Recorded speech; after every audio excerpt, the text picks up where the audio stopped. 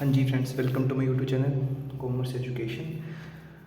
कुछ पार्ट हमने part A वाली वीडियो में देखा था हमने 5th क्वेश्चन तक, और अब 6 क्वेश्चन से शुरुआत कर रहे हैं हम। ठीक है, इसमें क्या है, what do you mean by invoice price, give reason for consigning the goods at invoice price. देखो, कंसाइनमेंट का मैंने आपको बताया क्या होता है। कंसाइनमेंट में क्या होता है, दो पार्टीज होते हैं, कंसाइनर और कंसाइनी, है ना।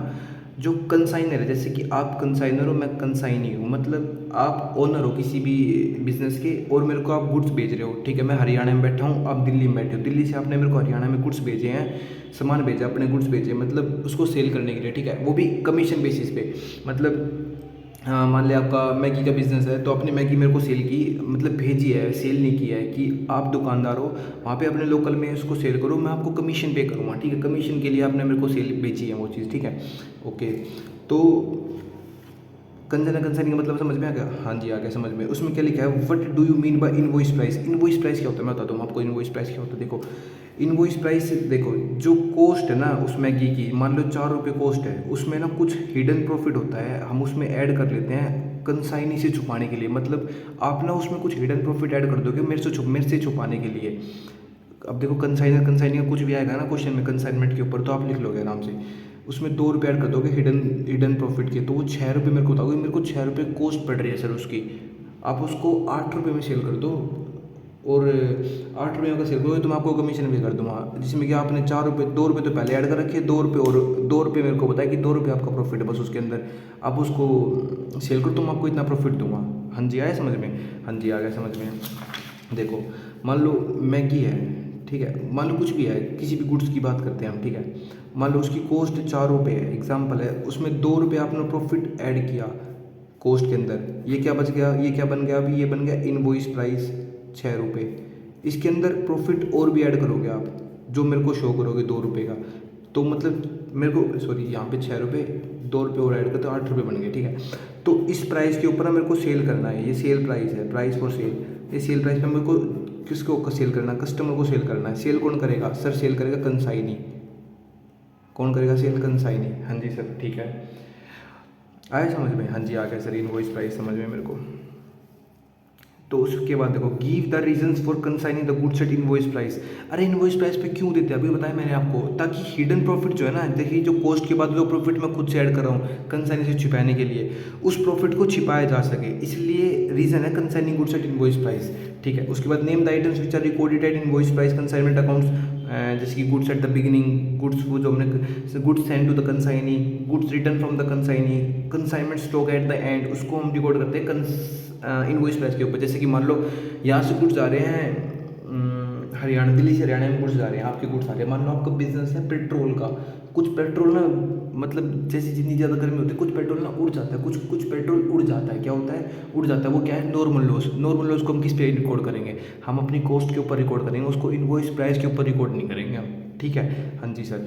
Give journal entries pass for the adjustment of loading respect. और लोडिंग क्या होता है? लोडिंग होता है जो कॉस्ट और इनवॉइस प्राइस के बीच का डिफरेंस है। क्या है डिफरेंस सर? प्रॉफिट। उस प्रॉफिट को बोलते हैं लोडिंग। ठीक है, तो एक एडजस्टमेंट क्या होगी? डेबिट होगी कंसाइनमेंट इन्वेंट्री, क्रेडिट होगी store of inventories, store of inventories. ठीक है, सेवंथ क्वेश्चन क्या है? What are the main objectives of maintaining the branch accounts.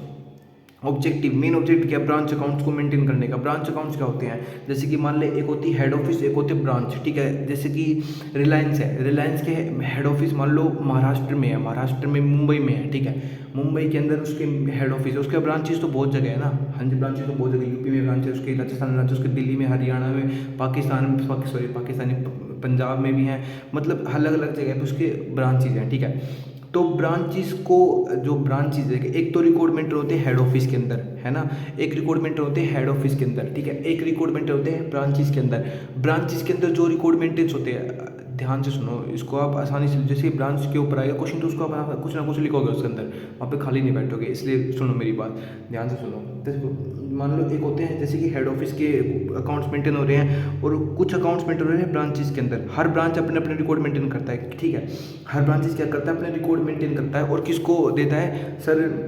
वो देता है किसको? हेड ऑफिस को। हेड ऑफिस को अपने ईयर एंड के बाद अपने जो भी उसने ब्रांच मेंटेन करेगा ना, वो उसको प्रोवाइड करेगा।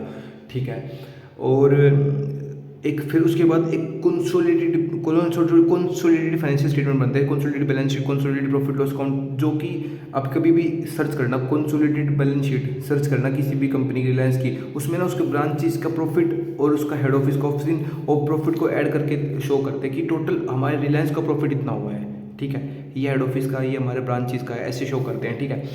तो इसका मेन ऑब्जेक्टिव क्या है, इसका मेन ऑब्जेक्टिव क्या है मेंटेन करने का ब्रांच अकाउंट्स को, कि हम पता लगा सके हर एक ब्रांच से।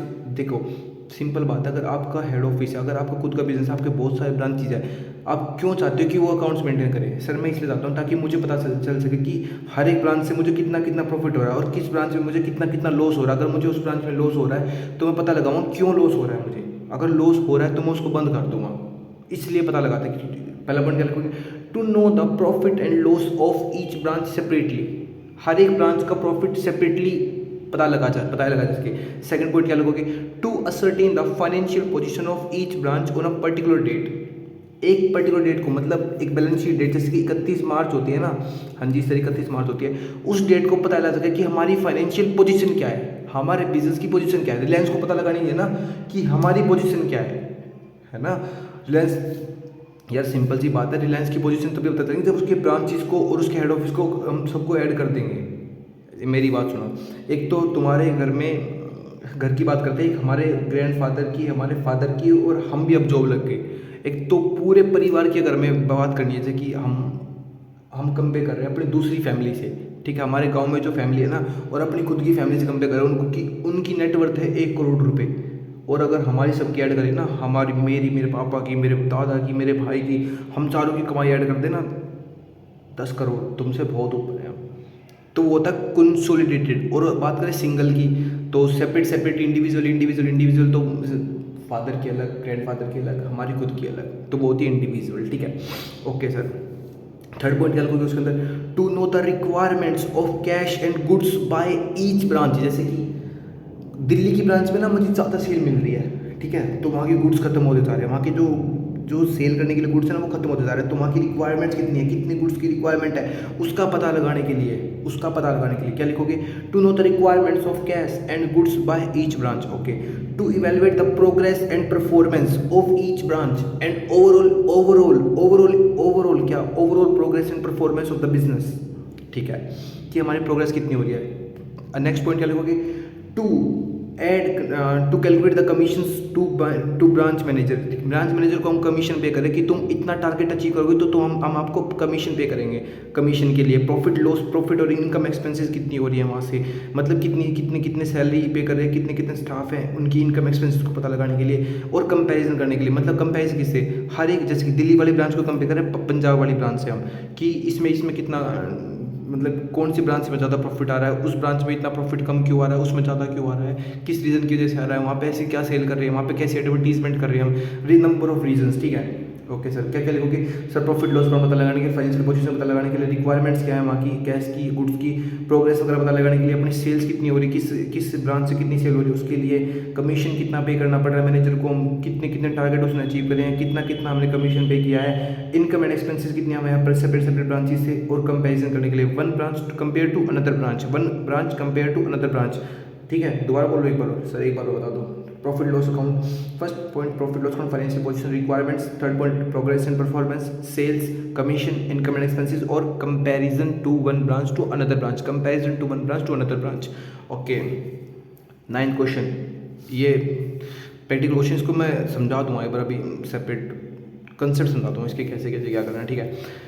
अगला है what is mean by computerised accounting, जैसे कि पहले करते थे मैनुअल अकाउंटिंग, हाथ से, purchase from this, sale to this, ठीक है, अब कर रहे हैं computerised accounting as per GAAP, मतलब जनरल एक्सेप्टेड अकाउंटिंग प्रिंसिपल्स के अकॉर्डिंग, कंप्यूटर सॉफ्टवेयर परचेज करना, उसके अकॉर्डिंग हम अपनी अकाउंटिंग कर रहे हैं, ठीक है।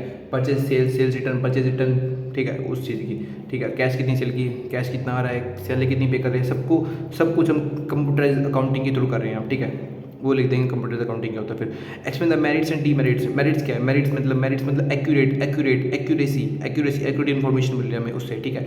वैसे कि मैनुअल करते हैं तो मैनुअल में कुछ प्रॉब्लम्स आ जाती थी, मैनुअल में एक्यूरेसी कम थी, इसमें ज़्यादा एक्यूरेसी है। सिंप्लिसिटी बहुत सिंपल है, ठीक है, मतलब सिंपली आसानी से हम ट्रांसलेट कर सकते हैं। जैसे कि बहुत सारी रिलायंस है, अगर रिलायंस मैनुअल में अगर जीरो होती है ना तो उसके हज़ारों लाखों तो उसकी फाइल इकट्ठी हो जाती है, अभी तक एंट्री की है, ठीक है, पता ही नहीं लगता। पता हम किस में कैसे पता लगाते हैं कि कौन सी एंट्री किस में है, कौन सी बुक में है। तो एक फाइनेंशियल रिपोर्ट एक्यूरेट, कंट्रोल हमारा पूरा कंट्रोल, प्रॉपर कंट्रोल हमारे ब्रांचेज के ऊपर कि हम हमारे पास लैपटॉप है उसमें से सर्च किया हमने Delhi branch how much profit, 1 minute में आ गया। अब वही जाते दिल्ली ब्रांच में जाते, वहाँ से बुक उठा के लेके आते, अपने हेड ऑफिस में लेके आते, वहाँ से देखते इतनी प्रॉफिट, इतना लॉस, तो उसमें प्रॉब्लम थी, ठीक है। और इंटीग्रेट एक ही जगह इंटीग्रेट कर दी सारी चीज़ें हमने, ठीक है। और कॉस्ट, मेरिट डीमेरिट की बात करें तो एक बात होता है, हमें अगर सॉफ्टवेयर लेके आने हैं, ठीक है, बहुत सारे लैपटॉप लेके आने हैं तो उसके लिए कॉस्ट ज़्यादा लगेगी, हाँ जी। उसको समझाने के लिए ट्रेनिंग कॉस्ट ज़्यादा लगेगी, एम्प्लॉइज़ को ट्रेनिंग कॉस्ट ज़्यादा लगेगी। लैक ऑफ एक्सपर्टाइज, जो पुराने वाले टाइम के जो हमारे एम्प्लॉइज़ है ना, जैसे कि हमारे जो दादा परदादा, उनको नॉलेज कम है, कंप्यूटर टेक्नोलॉजी कम नॉलेज है, तो उनको समझाने के लिए लैक ऑफ एक्सपर्टाइज, ठीक है, पहला point lack of expert. Heavy installation cost, अगर उसको इंस्टॉल करना है हर एक ब्रांचेज में, हर एक हेड ऑफिस में कंप्यूटर इंस्टॉल करने पड़ेंगे, सॉफ्टवेयर इंस्टॉल करने पड़ेंगे, फिर सॉफ्टवेयर इंस्टॉल करने के बाद हर अलग अलग एम्प्लॉय को रिक्रूट करना पड़ेगा, रिक्रूट करने के बाद उनको ट्रेनिंग प्रोवाइड करनी पड़ेगी, ट्रेनिंग एक्सपेंसेस वगैरह होंगे, ठीक है, heavy installation expenses, training cost हो गया। उसके बाद डिस्ट्रप्शन ऑफ वर्क और कॉम्प्रोमाइज्ड एक्यूरेसी, ठीक है, आगे समझ में। अगर कंप्यूटर अकाउंटिंग के ऊपर आ गए तो तुम आसानी से लिख दोगे। अगर बात ब्रांच के ऊपर आए तो ब्रांच के ऊपर आसानी से लिख दोगे, ब्रांच में क्या होता है, ठीक है, उसके ऊपर आसानी से लिख दोगे। उसके बाद आया अगर जॉइंट वेंचर का, तो उससे पहले मैंने पहले वीडियो में आपको समझा दिया कैसे कैसे लिखना है, ठीक है। अब एक बार मैं ये समझा देता हूँ हायर परचेज में क्या होता है। हायर परचेज क्या होता है वो समझा देता हूँ एक बार। देखो हायर परचेज में क्या होता है, देखो हमें अगर सेल करनी है, एक तो सेल होती है कैश सेल, एक होती है क्रेडिट सेल, है ना। एक सेल क्रेडिट सेल मतलब कैश में बेचा और उधार में बेचा, ठीक है। एक होता है शॉर्ट टर्म के लिए, एक होता है लॉन्ग टर्म के लिए, ठीक है। उसके बाद बात करते हैं इंस्टॉलमेंट सिस्टम, एक हायर परचेज सिस्टम। उसके बाद देखो उधार में सामान बेचा है, उसके अंदर भी 2 पॉइंट है, उसके अंदर दो पॉइंट क्या है। एक तो सर हायर परचेज सिस्टम है, एक होता है इंस्टॉलमेंट सिस्टम। जैसे कि देखो तुमने कार परचेज की तो वो तुमने उधार में लिया वो, ठीक है, मतलब इंस्टॉलमेंट्स में लिया है। इंस्टॉलमेंट्स में लिया तो तुम्हें देखो इंस्टेंट तुम्हें ओनरशिप मिल जाती है उसकी, ठीक है, मिल जाती है इंस्टॉलमेंट। जैसे कि अगर आज के दिन हम कार परचेज करने जाएंगे तो ओनरशिप में हमें 1.5 लाख रुपए या 1 लाख रुपए पर उनको पे करके जो मतलब डाउन पेमेंट होती है, वो डाउन पेमेंट दे के हमें आज हमें ओनरशिप मिल जाएगी। पर हायर परचेज में ऐसा कुछ नहीं होता। हायर परचेज में हमें ओनरशिप नहीं मिलती है, हायर परचेज में हमें ओनरशिप नहीं मिलती है, ठीक है। हायर परचेज में क्या नहीं मिलती है, हमें हायर परचेज में ओनरशिप इमीडिएटली ओनरशिप नहीं मिलेगी। हमें हायर परचेज में जो ओनरशिप मिलेगी ना, वो जो फाइनल इंस्टॉलमेंट, जैसे कि 3 साल बाद जो तुम्हारी फाइनल इंस्टॉलमेंट जाएगी ना तुम्हारी कार की, उसके बाद तुम्हें ओनरशिप मिलेगी, ठीक है। पर हायर परचेज में ऐसा होता है, ठीक है। देखिए क्या लिखेंगे, system of sale where goods are delivered immediately, goods तो डिलीवर कर दिया हमें, कार तो भी आपको दे देंगे हायर परचेज के अंदर, पर ओनरशिप नहीं देंगे। Period of time ownership transfer only after payment of last instalment. Ownership पर ट्रांसफर करेंगे जब लास्ट इंस्टॉलमेंट की पेमेंट हो जाएगी। If any default in payment of instalment goods repossess मतलब उससे छीन लेंगे goods instalment repaid till the date of forfeit, मतलब जैसे कि मतलब एक तरह से रेंट पे दे दिया जब तक हम उसको, ठीक है, उससे वापस ले लेंगे फिर गुड्स हम। फिर बात करते हैं इसके अंदर 2 पार्ट्स होती है, हायर वेंडर और हायर परचेजर। हायर परचेजर जिसने परचेज किया, हायर वेंडर जिसने गुड्स दिए हैं, ठीक है, ओके सर। अब बात करते हैं उसके अंदर एंट्री कैसे कैसे करेंगे, है ना। एंट्री कैसे कैसे करेंगे, हायर परचेजर की एंट्री कैसे करेंगे। देख hire purchase assets account debit to hire vendor, मतलब गुड्स परचेज किए किससे लिए, हायर वेंडर से लिए कैश प्राइस में, ठीक है। उसके बाद करते हैं डाउन पेमेंट, जो मतलब कार परचेज करी उसकी एंट्री क्या करोगे sir, car account debit to Mahindra car motors, है ना, ऐसे लिखोगे ना, वैसे लिख दिया उन्होंने। Hire purchase assets account debit to hire vendor account. Down payment की, डाउन पेमेंट किसको देंगे सर, डाउन पेमेंट तो महिंद्रा को देंगे ना हम, तो क्या एंट्री करोगे, महिंद्रा, है ना, Mahindra company, Mahindra car motors account debit to cash account, तो डाउन पेमेंट भी कर दी। बात करते हैं interest is due at the end of instalment period. Interest पहले बात करो, इंटरेस्ट ड्यू की एंट्री करो, फिर इंटरेस्ट पे की एंट्री करो। इंटरेस्ट ड्यू मतलब सर हम पहले हिसाब किताब लगा रहे थे कि हमारा कितना इंटरेस्ट हमें पे करना है, 2415 रुपये इंटरेस्ट पे करना है, तो एंट्री क्या करोगे, interest account debit to hire vendor account, interest account debit to Mahindra, मान लो to Mahindra car motors limited account. बाद में अब हम मतलब जब हमारा लास्ट डेट आई 31 उस मतलब अगले महीने की 31 तारीख आई, उसको हमने महिंद्रा को पे करना है इंटरेस्ट अपना, और जो डाउन पेमेंट है वो जो इंस्टॉलमेंट है, ठीक है। तो क्या एंट्री करेंगे, Mahindra car motors account debit to cash या फिर बैंक अकाउंट, ये भी होगी इंस्टॉलमेंट पेड की एंट्री होगी। अब मेरी बात तो अकाउंट्स कैसे, जैसे कि इस क्वेश्चन में क्या है, इसमें कह रहा है अकाउंट्स प्रीपे करो एक्स लिमिटेड वाई लिमिटेड में।